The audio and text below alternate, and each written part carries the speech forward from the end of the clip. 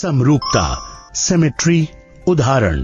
पिछले वीडियो में हमने समरूपता, सिमेट्री क्या है ये सीखा।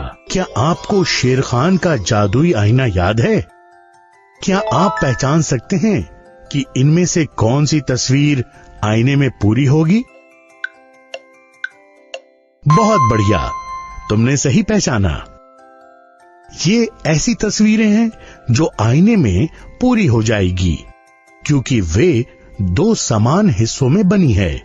और ये ऐसी तस्वीरें हैं जो आईने में पूरी नहीं होंगी, क्योंकि वे दो समान हिस्सों से बनी नहीं है।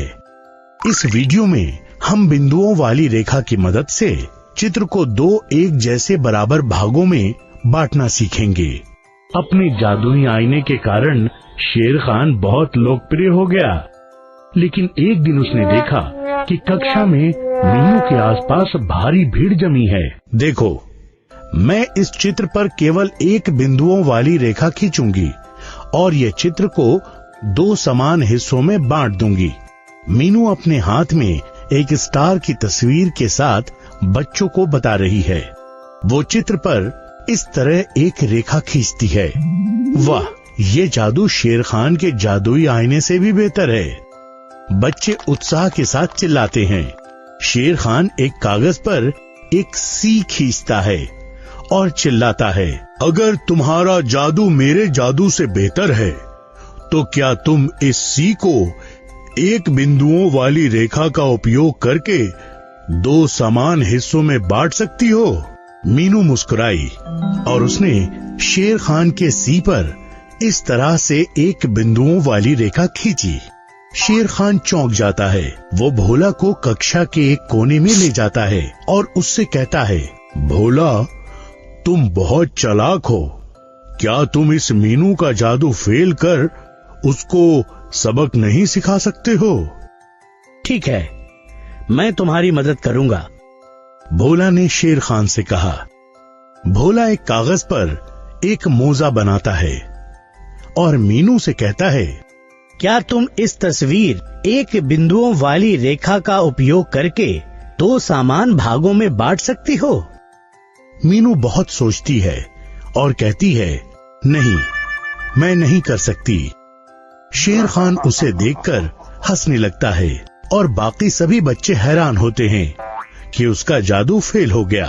फिर भोला समझाता है, कोई जादू नहीं है। कुछ अक्षर और वस्तुएं हैं जो दो समान हिस्सों से बने होते हैं, इसलिए उन्हें बिंदुओं वाली रेखा का उपयोग करके दो समान भागों में बांट सकते हैं। हालांकि कुछ वस्तुएं और अक्षर ऐसे होते हैं जो दो समान हिस्सों से नहीं बने होते हैं, इसीलिए उन्हें बिंदुओं वाली रेखा का उपयोग करके दो समान भागों में बांट नहीं सकते। बच्चों, क्या आप अनुमान लगा सकते हैं कि इनमें से कौन सी तस्वीर बिंदुओं वाली रेखा से दो समान भागों में विभाजित हो रही है? वाह, तुम होशियार हो। ये चित्र है जिन्हें बिंदुओं वाली रेखा द्वारा दो समान भागों में विभाजित किया जा रहा है, और ये दो समान भागों में विभाजित नहीं हो रहे हैं। अप्पू उत्साहित हो उठता है।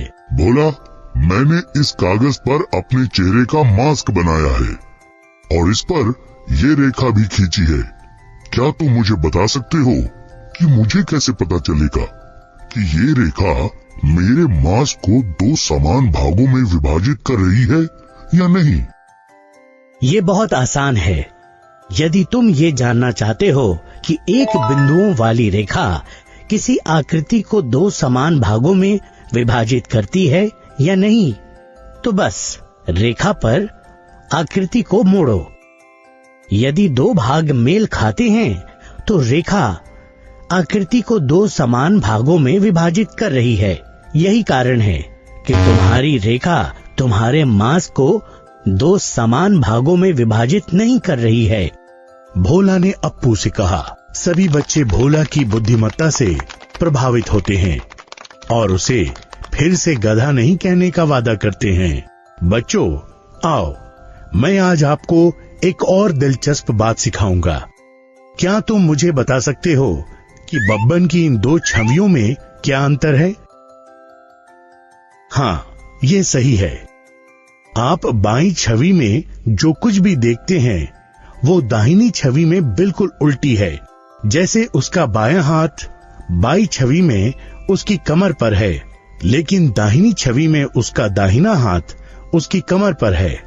वास्तव में जब तुम बाएं हाथ की छवि को आईने के सामने देखते हो तो तुम आईने में दाहिने हाथ की छवि देख पाओगे।